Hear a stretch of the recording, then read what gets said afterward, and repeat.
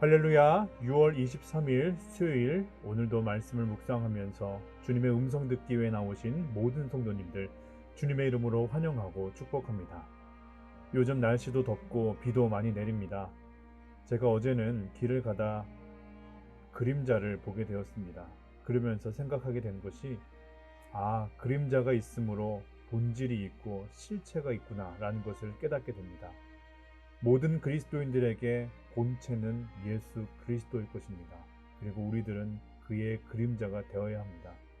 간절히 바라기는 저와 여러분들이 예수님의 그림자가 되어서 우리를 통해 예수의 실체가 나타나기를 간절히 소원합니다. 오늘도 말씀을 묵상할 텐데, 하나님 앞에 주님, 우리가 예수 그리스도의 그림자 되길 소원합니다. 우리를 통하여서 나타내 주시옵소서. 우리 그러한 기도를 잠시 묵상하면 기도하시겠습니다.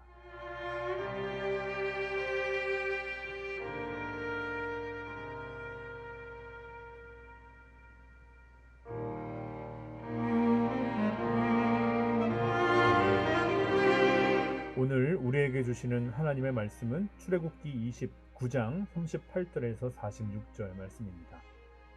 내가 제단 위에 드릴 것은 이러하니라. 매일 1년 된 어린 양 2마리니 한 어린 양은 아침에 드리고 한 어린 양은 저녁 때에 드릴지며, 한 어린 양의 고운 밀가루 10분의 1 에바와 찌은 기름 4분의 1 흰을 더하고, 또 전제로 포도주 4분의 1 흰을 더할지며, 한 어린 양은 저녁 때에 드리되 아침에 한 것처럼 소제와 전제를 그것과 함께 드려 향기로운 냄새가 되게 하여 여호와께 화제로 삼을지니, 이는 너희가 대대로 여호와 앞 회막 문에서 늘 드릴 번제라. 내가 거기서 너희와 만나고 내게 말하리라. 내가 거기서 이스라엘 자손을 만나리니 내 영광으로 말미암아 회막이 거룩하게 될지라. 내가 그 회막과 제단을 거룩하게 하여 아론과 그의 아들들도 거룩하게 하여 내게 제사장 직분을 행하게 하며, 내가 이스라엘 자손 중에 거하여 그들의 하나님이 되리니, 그들은 내가 그들의 하나님 여호와로서 그들 중에 거하려고 그들을 애굽 땅에서 인도하여 낸 줄을 알리라. 나는 그들의 여호와 하나님이라. 아멘. 이 말씀은 살아계신 하나님의 말씀입니다. 계속해서 제사장 위임식을 위한 준비사항과 지침에 대한 말씀들이 이어지고 있습니다. 하나님께서는 매일 어린 양 2마리를 아침 저녁으로 한 마리씩 번제로 드리라고 명령하고 있습니다. 이때 고운 가루의 소제와 기름, 그리고 포도주의 전제도 함께 드리라고 지시하고 있습니다. 하나님은 이러한 제사가 대대로 지켜져야 할 규례임을 말씀하시면서 회막에서 이스라엘 백성을 만나고 그곳에서 말씀하시겠다고 약속합니다. 또한 하나님께서는 이스라엘 회중 가운데 당신의 모습을 나타내시면서 그들의 하나님이 되고자 나는 너의 하나님이라, 이러한 말씀을 하고 있는 것을 보게 됩니다. 오늘 이 말씀이 모든 믿는 자들에게 성령의 기름을 부어 세우시는, 그래서 왕같은 제사장 되게 하시는 살아있는 하나님의 말씀임을 우리가 고백하게 될 때 우리에게 주시는 주님의 마음이 분명히 있는 줄 믿습니다. 바로 우리가 이 시대의 영적인 제사장 된 사람들이기 때문이죠. 여러분들에게는 오늘 말씀이 어떻게 다가오십니까? 저는 2가지의 묵상의 은혜를 여러분들과 나누고자 합니다. 먼저는 38절에서 또 42절까지 나오는 늘 드릴 번제에 대한 묵상입니다. 제사장으로서 조금 더 넓게 보면 그리스도인으로서 정체성을 지키며 살아가기 위해서 매일 아침 저녁으로 어린 양 1마리씩, 그러니 하루에 2마리씩 번제로 드려라. 하나님은 이렇게 말씀하고 있습니다. 아침 그리고 저녁, 이것은 무엇을 의미합니까? 하루의 시작과 하루의 마지막을 제사로 시작하고 제사로 끝내라 하는 것이죠. 우리를 시작하게 하시는 분도 하나님이시고 마치게 하시는 분도 하나님이라. 매일 아침과 저녁에 드리는 이 제사를 통하여서 그 의미를 늘 기억하며 살라는 것이죠. 특별히 제사장들에게 그러한 말씀을 하십니다. 우리가 늘 경험하는 것처럼 우리가 얼마나 무지하고 연약한 존재인지 모릅니다. 마치 출애굽한 이스라엘 백성들과 같은 하나님의 은혜가 이미 그들 가운데 충만했지만 그 은혜를 잊어버리고 오히려 불평하고 불만하며 은혜의 결핍을 느끼며 그 결핍의 해결을 구하는 그러한 어리석은 일들 우리에게도 너무나 많습니다. 그러나 나를 시작하게 하신 이가 하나님이시다. 또한 나를 마치게 하실 분도 하나님이시다. 그 하나님이 지금 나와 함께 동행하신다. 그래서 우리가 알파요 오메가 되시는 하나님, 우리가 그 말을 기억하고 붙드는 것처럼 우리가 처음과 나중 되시는 이 하나님을 붙들고 그 믿음 안에 살 수 있다면 우리는 정말 그러한 현실의 아픔과 또 고통, 그 우리를 세우게 되는 그 많은 현실의 벽 앞에서 자유할 수 있음을 믿습니다. 진정한 평안과 기쁨을 회복할 수 있습니다. 처음과 끝, 그리고 그 과정 가운데 하나님이 함께 계시며 그 하나님은 저와 여러분들의 하나님 되시기 때문입니다.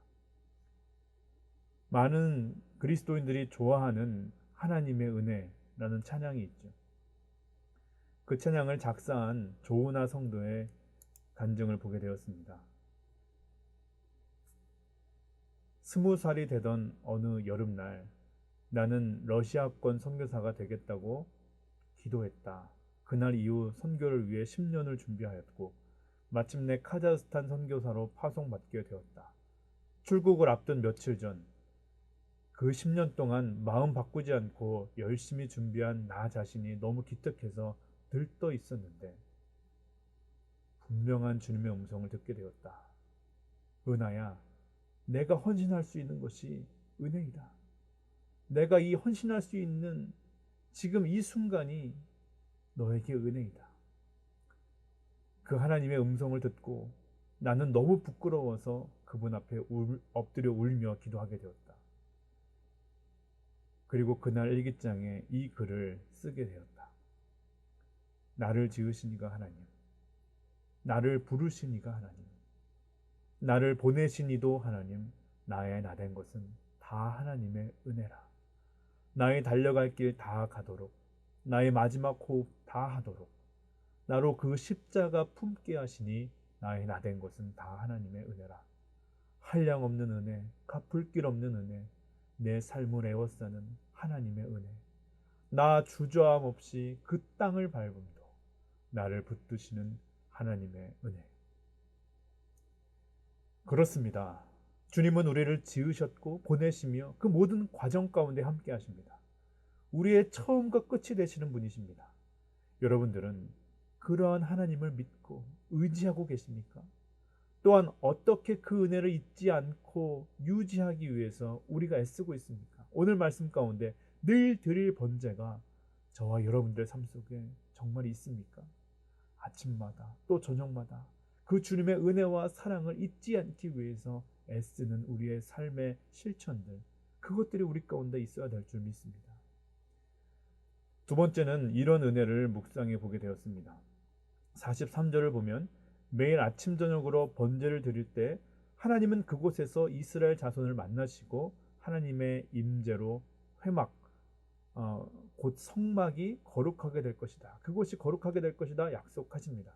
그리고 46절을 보면 바로 이것이 이 임재함으로 이스라엘 백성과 만나고 연결되는 것이 하나님은 그것이 내가 너희를 애굽에서 인도해낸 이유이다 라고 말씀합니다.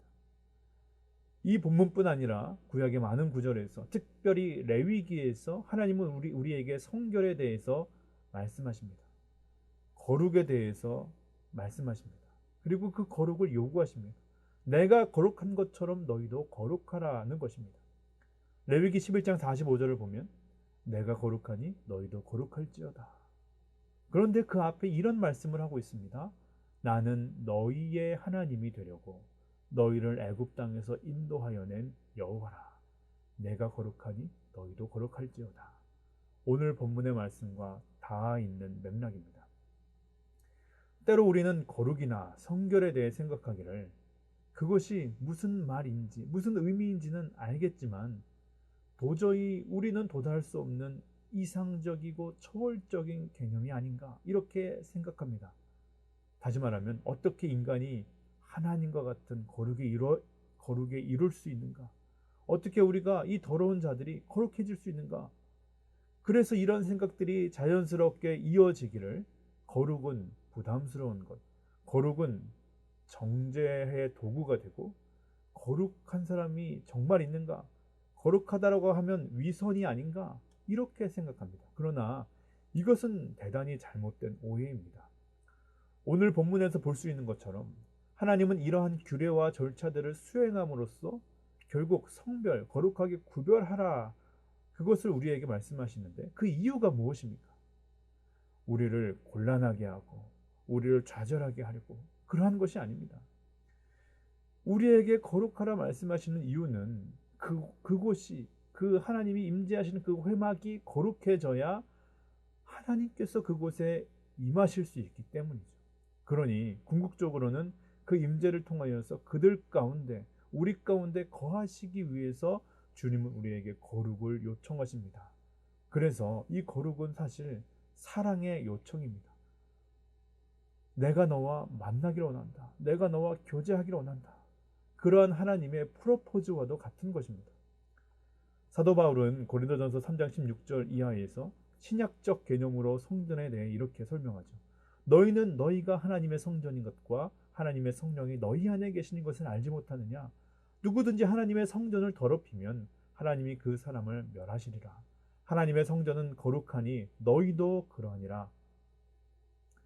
예수 그리스도는 십자가에 달리심으로 휘장이 찢어지는 그 상징을 통해 나타내신 바 우리가 예수 그리스도를 믿는 그 믿음으로 우리의 마음이 하나님의 성전이 되게 하셨습니다. 그래서 내 주 예수 모신 곳이 그 어디나 하늘나라 그 고백을 할 수 있는 것이 우리 안에 하나님이 예수 그리스도가 그 성령님이 거하시기 때문이죠.